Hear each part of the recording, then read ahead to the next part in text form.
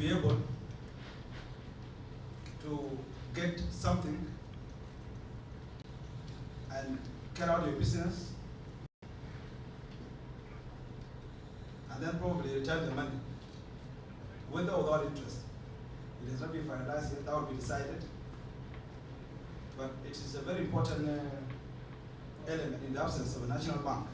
It's an emergency kind of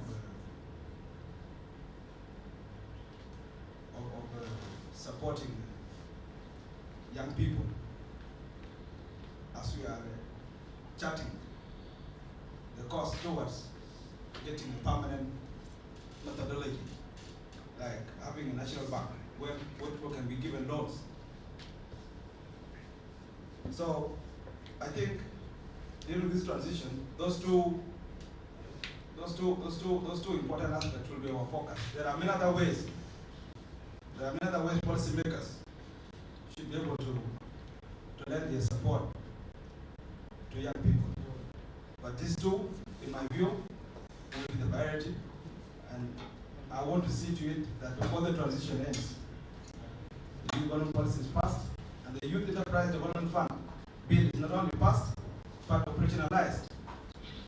It should be operationalized so that the tangible results are felt by young people. A lot has been said about how an economy should be designed in such a way that the government protects its citizens. Much as this is a free market economy, because it's the trend in the world today that people work in form of competition. Be they foreigners or national, the best person in the market, the one who has the best quality product or services. I think we as the South Sudanese government need to be able to protect our budding businesses. Like he provided a very practical example. The moderator talked of a scenario whereby a consultant who is visiting South Sudan comes at the airport and begins Googling a nearby restaurant. And then what will pop up will most likely be a restaurant owned by a foreigner, and not that which is owned by a national. I think there is a way we can make a difference in protecting our budding businesses from stiff competition that comes with these foreign enterprises. Yes, we need them because they bring jobs as well. They bring a lot of job opportunities for our citizens. We want investors to come to South Sudan and inject their money to our economy. But we also have to be mindful of the fact that most of these businesses generate money and it is repatriated to their respective countries. It does not benefit this country directly. The only money that is of benefit to this country is what you have. This is our real world as South Sudanese. So you must be protected against that competition when it comes with this well-established foreign enterprises. And I think it need us to revisit, the model of an economy that this country should be running on. Yes, we will be respecting the universal models, like free economy model, but some tailor-made policies have to be put in place to protect you. And also, the aspect of productivity. The model of the government is to make citizens productive. Productive in the sense that you are able to produce something. Because in today's world, if you don't produce something, you are nothing. You have to be able to produce something. And producing something, our country is a blessed country. As we have always said, we are endowed with more wealth than anybody can imagine. Tapping into this wealth, needs us to roll our sleeves and get down to work. Create all the avenues whereby the people can work among themselves. Now we are confined, businesses are confined to urban areas like this. And there are limited opportunities in the urban areas, leaving the rural and upcountry parts of the country where there are boundless opportunities as well. I think it is not your fault that you cannot go and do a business in Europe,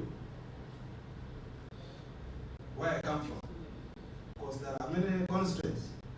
There's an element of transport network, port transport network, whereby if you produce something in Europe, it will be very difficult for you to transport it to the centers of livelihoods like this, into the market. So the onus is on the government to create these avenues so that people can be able to carry out the business smoothly. In conclusion, I want to encourage the pioneers of this forum very strongly and tell them that it's not enough to dream. You must work practically towards achieving that dream. So I encourage you to continue working very hard towards the direction of the goals you've achieved. We will all reach there. It's our collective work. So I thank you very much, and I wish you a successful deliberation as the discussion continues. I want to beg the indulgence of the team who organized this. Excuse me because I have other matters to attend to. Thank you.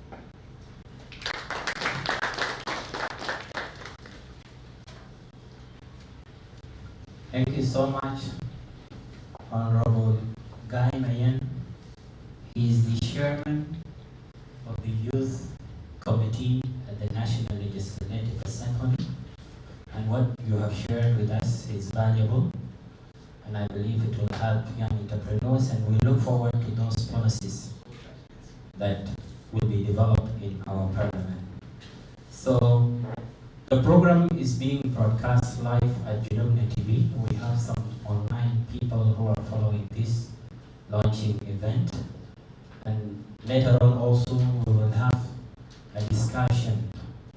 So in this junction, I would love to give this opportunity to the guest of honor, Dr. Addis. And we have seen that it is very important to talk about why is it important for young entrepreneurs to participate in the economic development through entrepreneurship. That will be the focus of the guest of honor. And let's put our hands together as we step forward.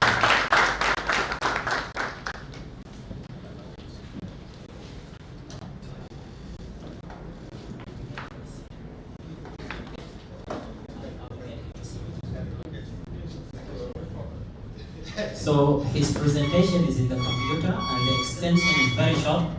So the guest of honor will give his presentation while he is sitting, and then all of us will follow on the projector. While he is giving his presentation, I want you to prepare your speech. You prepare your question. So his speech shall focus on the importance of youth participation in economic development through entrepreneurship.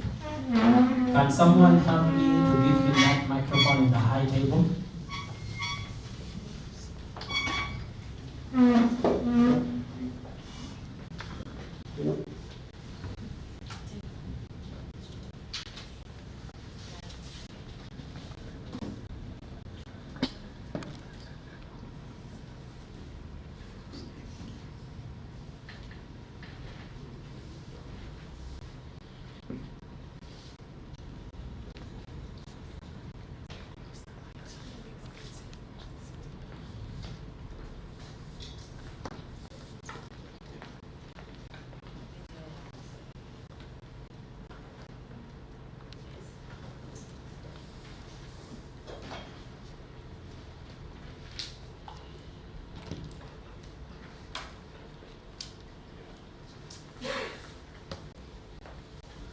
Very good morning, everybody.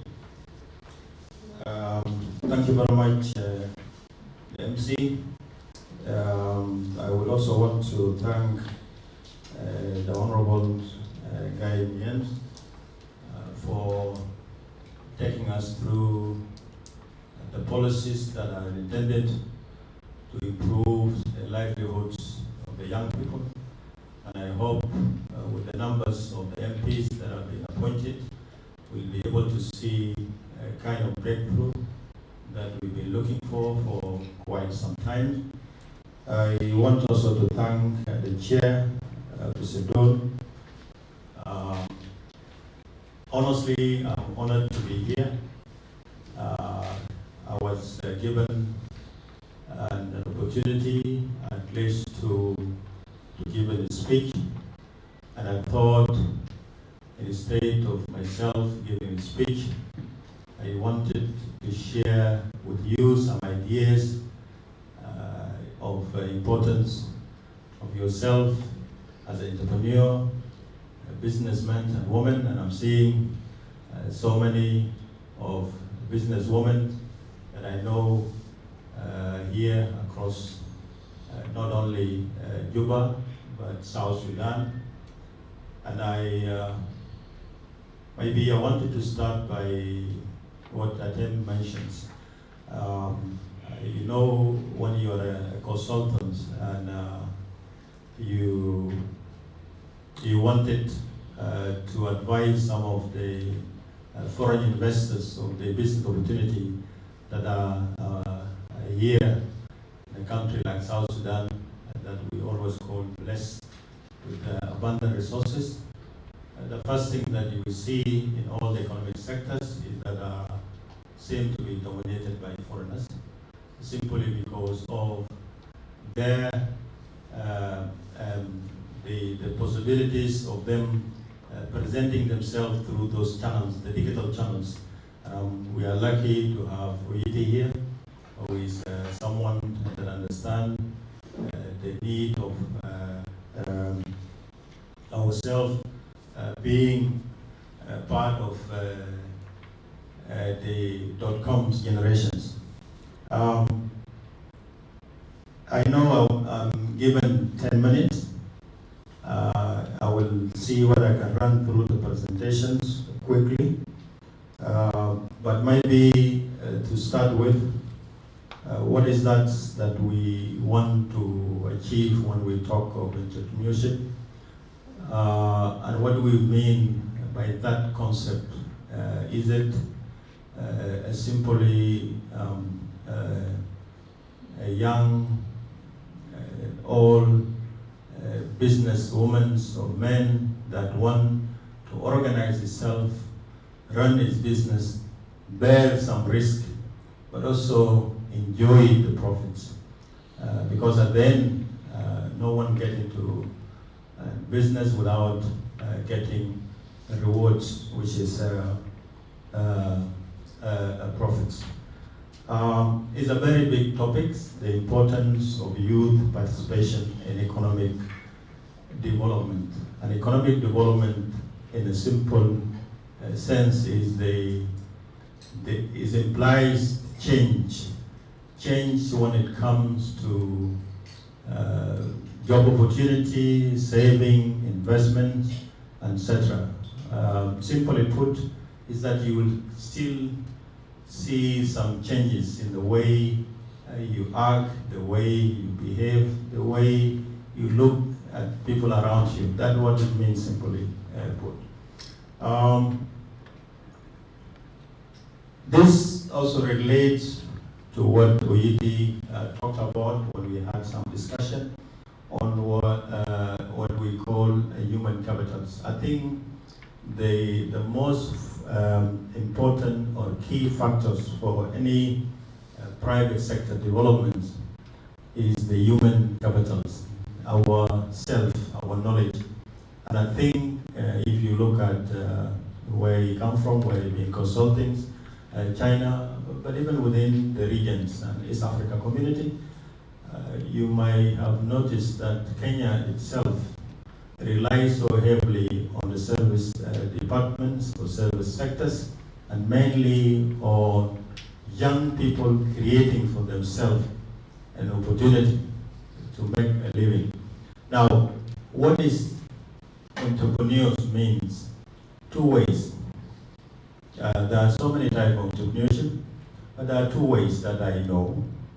Either you are pushed into business by necessity or by opportunity. Either you see an opportunity that is there, that arises, and you want to grab it and actually make something out of it with those elements of risk and making profits. Or you are pushed in by the situation you are in.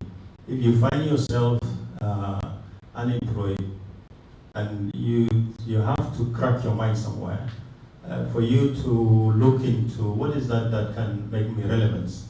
Because relevancy now means dignity, means yourself, and you want to be seen as an important member of community. So you will find yourself looking into some areas.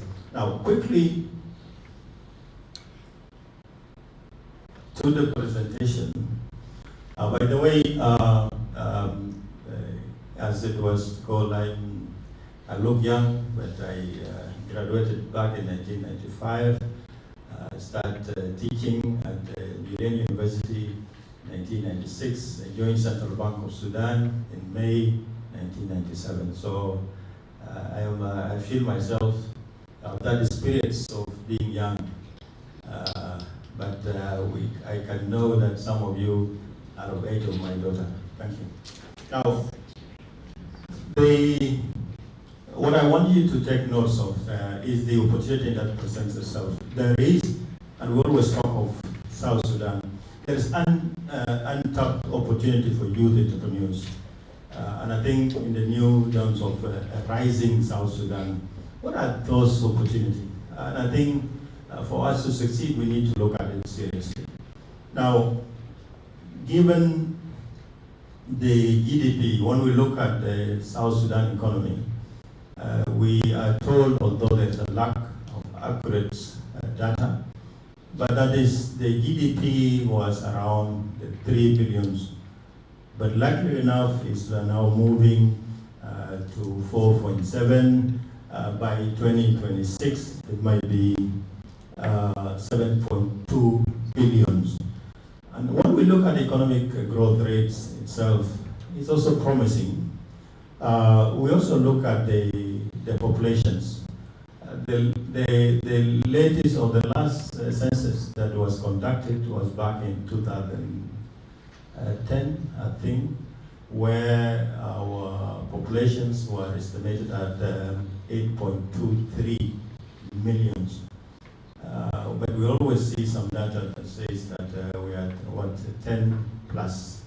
I can tell you by 2100, how many years from now will be almost 31 million in a country that is so blessed. Oh, that's not moving. How would we do that? There is a technical thing that I might not. That is.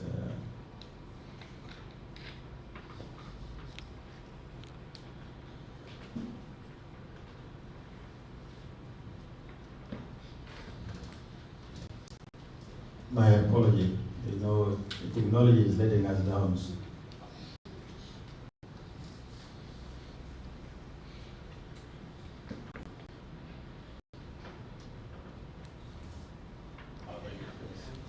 Now, thank you very much. Once again, I was not looking at that. I was maybe for. Now, what I said is let us look at the untapped opportunity for youth entrepreneurs in light of what we know that there is rising generations of business. I hope I will not be.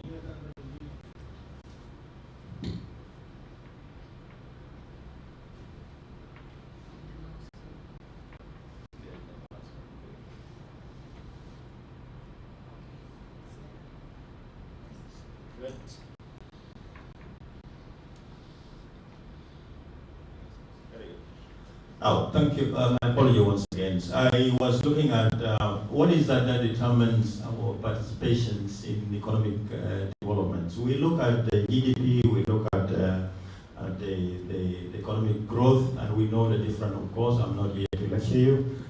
This is one of the things that I like doing, but as a lecturer. But I think we are here to learn something. We look at the populations and the growth, and we are lucky to say that South Sudan, in as I said, maybe 15, 20 years from now, will be mainly youth, a very young nation, especially when it comes to East Africa community. In details, this is how it looks, and you don't have to go very far. GDP has moved from 4 or 3 point something to 2026 will be 7.2. What does that mean? And in terms of percentage, to economic that grow with that percentage above 2-3, that is considered to be a very performing economy. So I think there are a lot of promising when you look at the GDP for the youth. And I know the unemployment rates among the youth is high, but that is not something to be worried about as long as we have in our midst someone like Oyiti and the rest that are there to help. Now, the other thing is the agriculture, and the figures that you're looking at here, when we talk of the land that is suitable for agriculture, and that is of almost 45%. I believe the percentage is higher. Is above 80%. So because we don't have accurate data, but simply South Sudan in general is suitable for agriculture. You can plant even the mobiles, the devices. Someone was making a joke. If you grow, the devices can grow in South Sudan. You can see how important that land is for us to embark on agriculture, and maybe and as a priority sector for the government to really look into those opportunities. Look at area like Yambio. It rains 3 times a year. So just imagine if you are a farmer, how many you will get in the 3 times, and all naturals. It's not that something that needs medical intervention from any other. It is based natural thing. Again, there is also an opportunity when you look at the rising oil price internationally, and again after the 20, where we heavily relied on import, and what it means for us being putting so much focus on the oil pursuit, almost 80 to 90% of the total revenues from our budgets. Now it means that you have a lot of money that can be channeled. The prices goes up rightly to the sectors that will support creations of jobs, creation of opportunity, etc. etc. Now this is one of the promising things. If you see why China is growing at the rate of a country like Uganda, people will always talk of Kenya and the spirit of young people coming up with a new creative idea to bring businesses. But even Uganda, the average age of this population is 30 years old. And I think this presents an opportunity for a country to grow quickly when it comes to economy. There is also a shift. I'm sorry that I've relocated some of your brothers and sisters here, but I think the fact that people are moving from the rural areas to urban area, it's also an opportunity. It's a market that you are looking for as an entrepreneur. Because the more people you have in Juba, the more opportunity you will get. And I think that is also important. We see the urban area, the urban city actually being populated with a lot of people. And if I'm a business, well, I'm not, but if I'm a businessman, I will always focus on the populated area. You know, area like Budelli, Monarchy, that side. Just imagine if you build a business center, or yesterday we had we had a lunch in a very local restaurant owned by South Sudanese, very local. But the quality of foods cannot be compared with the big hotel here. And that is very important. We need to discover those things. And you will not know until you reach those areas, those well-populated areas. Now, we are so lucky, you know. I know it also depends on the nature of the work that you do, but we can live long, and I think we can. And I think that's a good thing. It means we are eating healthier, things are going well, we have enough money, so people can live long. You see, the 2020, now you can see, it's a good thing, it's a good sign. So it indicates us that things are changing. Now, access to power, again, those are the figures up to 2019. But if you factor in 2020, 2021, 2022, of course you see a larger percentage of the population that have access to power because of GEDECO. We were mainly running on generators, but now things have changed a bit. Now, and there are many, and this is the technology that those are mainly the entrepreneurs in technology space. And I think this is an easy path for many of us to create jobs and to make money. You can make money while you're sleeping. And I think that is the essence of this. And I think the internet, contribution of internet to the GDP, you look at the average mobile users and all those factors, it helps to form an idea of the area that you want to look at. Again, South Sudan has the lowest numbers of entrepreneurs in East and Central Africa. Now, what does that mean? So it means that we still have DRC, Uganda, and Tanzania. Kenya has gone, but because Kenya has focused on the service sector, we are still into productions, and when this comes, and I'm hopeful, when we start picking up, and the way I'm seeing this spirit, we can quickly catch up with countries like Kenya. Don't look at the figures of 7.4 million. It can be higher than that, simply because we still have other sectors that will support ourselves. I know, Tim, there is many things that 10 minutes I know, I will keep time.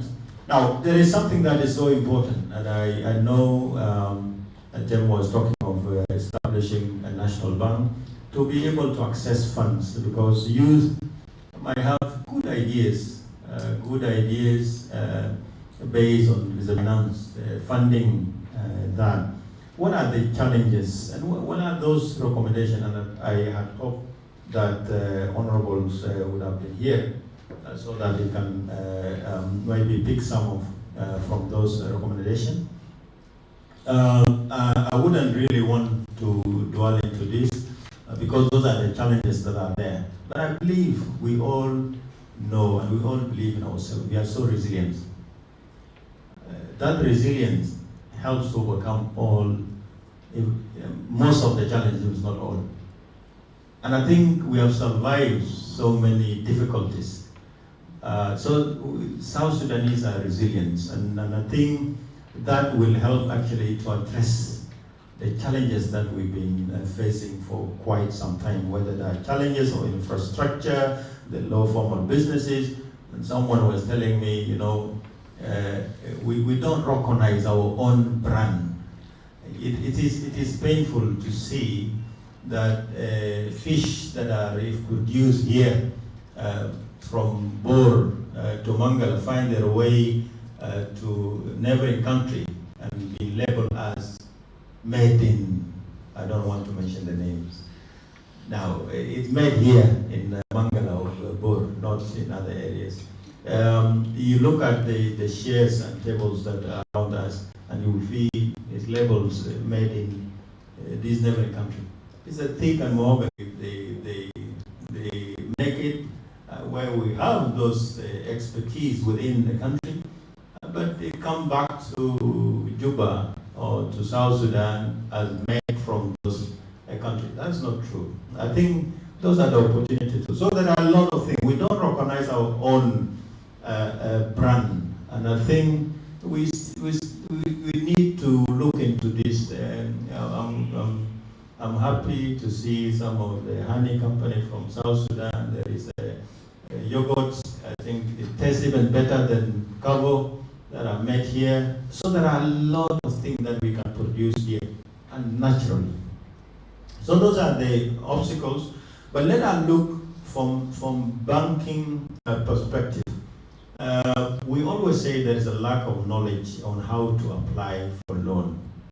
I think some of you say, that is an excuse of chasing someone away. It is true. If you don't know how to apply for a loan, then of course you will find yourself disqualified simply because you did not follow the requirements. And I think there is a need, and I think this is a very good association to look into that. There is a need for us to organize financial literacy training. We need to be taught how do we apply for loan. It doesn't make sense to be told, no, you don't know how to apply for loan. So I think, and I hope, Chairman, you will look into this. I think there are some of the UN agencies and some developmental partners who would want to really work with you in terms of organizing some training when it comes to women in business, youth in business, and financial literacy training. You know, we are, as a South Sudanese, all belong to society. If I'm a businesswoman and I see a friend that comes to my restaurant for the first time, you offer meals free. Now that is good of you, but I think we need to separate things.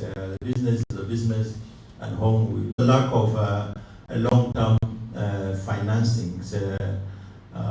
Simply, if you are lucky enough to get loans, then you get loan for very short terms, and maybe in terms of volume, it's also very little.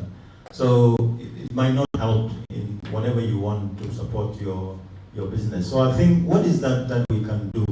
And I think if you look at, I was lucky enough to talk to the Minister of Youth, and I think there is a program they call Youth Enterprise Development and Capacity Building, where African Development Bank would want to support.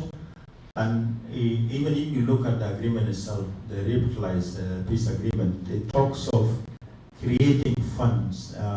We can establish development funds instead of a bank, because what you need is a credit line to support your business as a young entrepreneur. So I think this is important. You can set the criteria on how to access that fund, but there is a need to have that developmental funds where the government itself, other partners, peace partners can contribute into that by providing funds to back up any loans and encourage the saving. You know, we can all save. You can put 1,000, 2,000, and you take loans against your own saving as a group. Because you know, you might be tired of really looking for loans. So you organize yourself as a small businessman, woman, come together, encourage yourself to put aside a part of your saving, and then take loans against it. And you know whatever. So you know, if you default, because the default rate, and we know each another group, I will go to your husband or your wife, you know, I will be very embarrassed because you are bringing in the social element. You know, you look at it from embarrassing point of view. You don't want to be embarrassed by your colleagues or brothers or sisters. So I think there's a way to look into this. But what is important for the government in terms of policy making is to bring in a fund. You can call it development fund, you can call it whatsoever, youth fund, to support the initiatives, to support all those businesses that you are coming up with. And I think that's very important. Now, the other things which we need to look at is the issue of centralized collateral registry, and this is more of policy documents because currently, if you own a land, you are not guaranteed that you are the only owner. And I think you can't use that assets as a collateral simply because I don't know whether you own it or the other 5 people who own the same land. Now, this is something that we can work on, but this is more of the government's policy to look into this. We need to look at the legal framework and all those, etc. Why? Because we want to create a legal environment, a legal framework that mitigate risks that are associated to. We want also to encourage them to improve their ability and their willingness to give affordable loans. We also want to increase your knowledge through the training. So I think that is important. And it's good to start small. It's good to dream big. But when you dream big, go big. So that when you fall, you can break your neck. But when you pick up once and for all and you go straight. Now, people think of graduation process in terms of growing your own business. You start from macro, small, mediums, and large enterprises. And I think that is the ambition that we should have, all of us. We should be inspiring to get somewhere. I can tell you, I do know one of the multi-billionaire Kenyan guy who started with 2,000 Kenyan shilling. You know how much is that in this? Was selling only. No other guy that has started with how do you call it? Developing sword. You take photos in Uhuru Park. You shoot sword and then print them, develop them and print them. Someone will say, this cannot go anywhere. Of course, you can be lucky enough to go somewhere because simply you need to have processes that all of us should have. We start somewhere and then you know that in 10 years where I am simply because I honestly believe in here to what is that will take you up. So I think the graduations is very important. This is too much details. I hope Tim will share with you. This is exactly what I was talking about. You know, access to finance and whether you call it microcredit or it is funds or development funds, it is so important for us to get somewhere. And I think that is, now, the last sections, I think there is another section that we want, importance of youth and economic development. Is it a mindset that will take us there to be important key or partners to economic development of South Sudan? Now, what is that is needed? Is it revolutionary or is it reforms? Because there are two different things. When you talk of revolutions and reforms, I know you know the difference. What is happening around here in our country when it comes to economic sectors, there is reforms that had happened since 2021 in April that have actually led to a conversion of the parallel market rates and official rate and all that, etc. But the reform is more of changing the policy perspective, a country. And who is a country? It's you. Because you form the majority of any society. So those are the things. If it's that mindset change, then definitely we'll be able to create wealth, we'll be able to create jobs, and address the issue of employment. Now, this is what we are good at. We always say we are blessed with so many resources, oils, minerals, fisheries, all those things. But on the other side, if I'm so blessed, how come there is too much poverty? How come there is too much obstacle when it comes to infrastructure, when it comes to roads? And I think that paradox that we have in Africa, that we are good at only looking into ourselves, maybe in and around ourselves. This has to change, and who can change that? It's the young people that are fully interconnected with entire worlds. And I think this is what we need to look at in South Sudan. How do we tap into those huge opportunities, those abundant resources, and make use of it to address the poverty, the issue of road, the issue of water, the health, and all those kind of things, and change our lives. Now, that key you do have. This, we believe that the solution to that is entrepreneurship.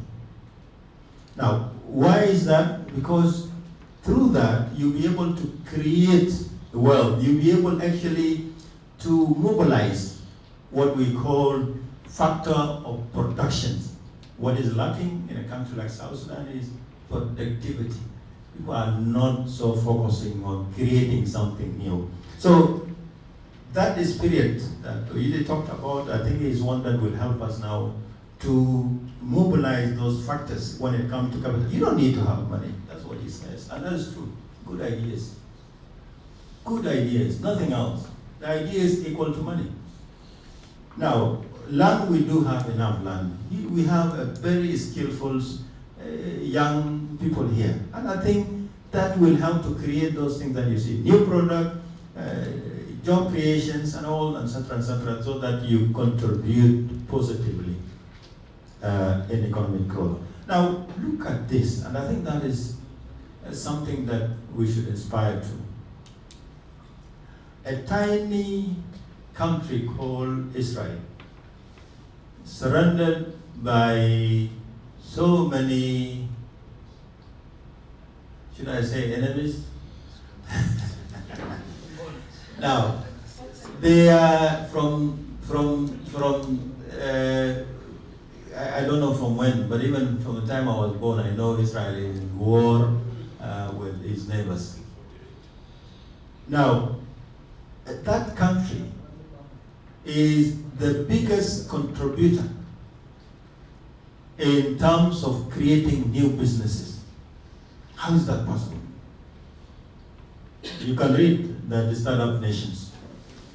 You look at in the public's listed market, you will see a lot of new established Israeli company being recognized. Now, it's because they focus on human